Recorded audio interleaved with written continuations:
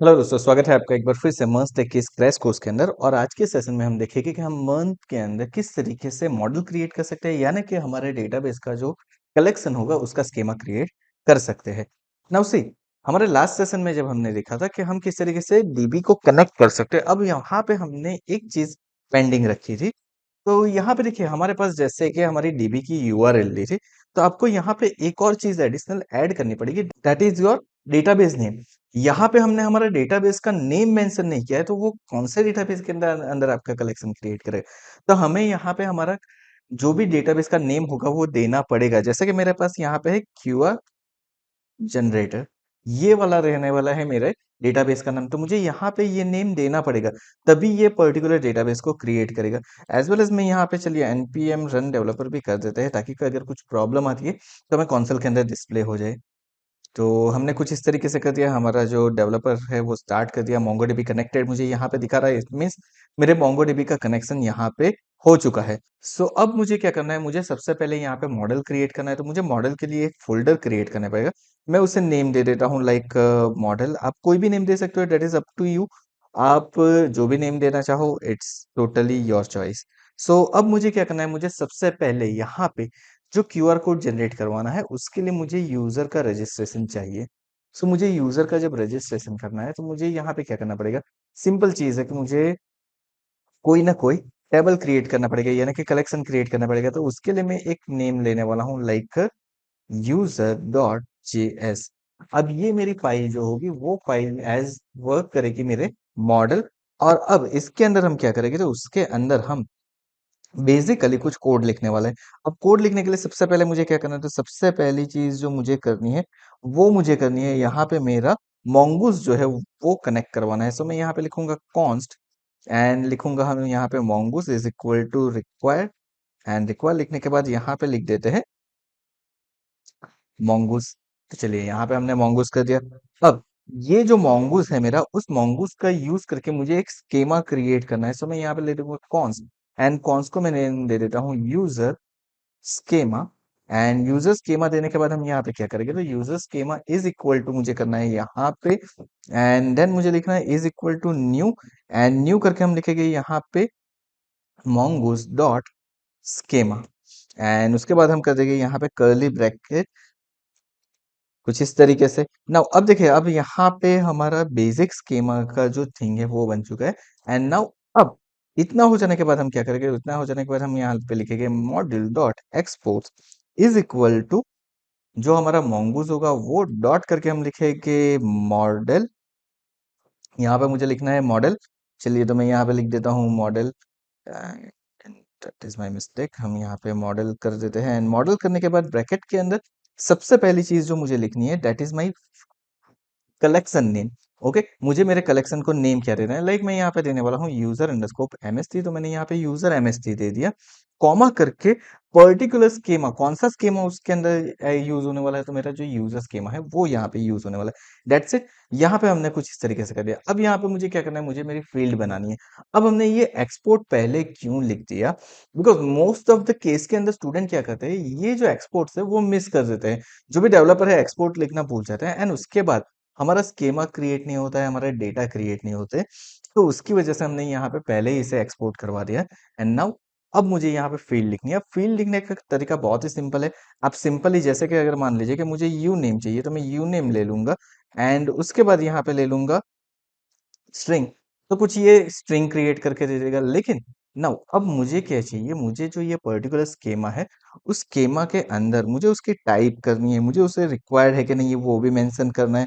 उसकी data type enum अगर चाहिए तो इनम भी मुझे करना है, तो कर सकता हूँ।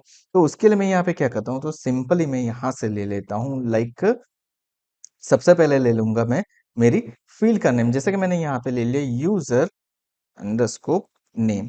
ओके, एंड यहाँ पे एक चीज याद रखनी है कि आप स्पेस नहीं देंगे यहाँ पे।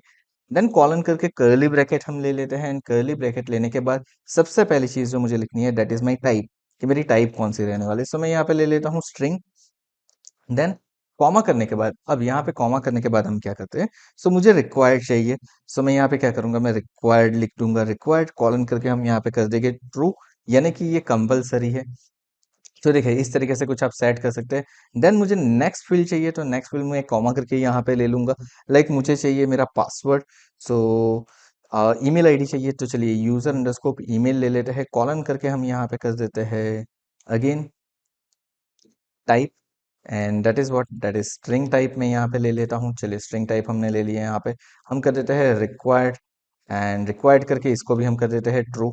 सो लेट्स सी, यहाँ पे हमारा ये भी ट्रू हो चुका है। देन नेक्स्ट मुझे क्या चाहिए, मुझे उसका पासवर्ड चाहिए। सो मैं यहाँ पे ले लेता हूँ यूजर अंडरस्कोर पासवर्ड, एंड यहाँ पे इसकी जो टाइप है अगेन मैं लेने वाला हूँ स्ट्रिंग,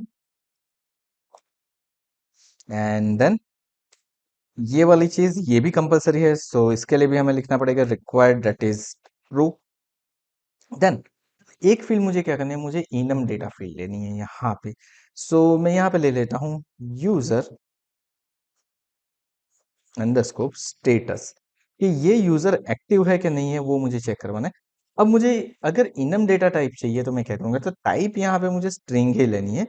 एंड देन स्ट्रिंग लेने के बाद हम क्या करेंगे, यहाँ पे लिखेंगे इनम, एंड देन इनम लिखने के बाद इन्वर्टेड कॉमा के अंदर हम क्या करेंगे, उसकी वैल्यू पास कर देंगे। जैसे कि मुझे यहाँ पे एनेबल कॉमा डिसेबल चाहिए, तो कुछ इस तरीके से मैंने कर दिया। तो ये क्या हो गया, ये मेरी चीज हो गई। अगर मुझे कोई डिफॉल्ट वैल्यू सेट करनी है तो मैं डिफॉल्ट वैल्यू भी सेट कर सकता हूँ। लाइक मुझे डिफॉल्ट वैल्यू चाहिए एनेबल, तो मैंने यहाँ पे एनेबल ले लिया। सो इस तरीके से आप क्या कर सकते हो, डिफॉल्ट वैल्यू को सेट कर सकते हो, आपकी इसके डेटा टाइप सेट कर सकते हो, एंड कुछ इस तरीके से आप अपना स्कीमा क्रिएट कर सकते हो। एंड देन अगर यहाँ पे आपको यूजर कब क्रिएट हुआ है वो चाहिए, तो आप वो भी कर सकते हो। टाइप के अंदर आप टाइम स्टैम्प दे दीजिए, डेट टाइम दे दीजिए, दैट्स ओके।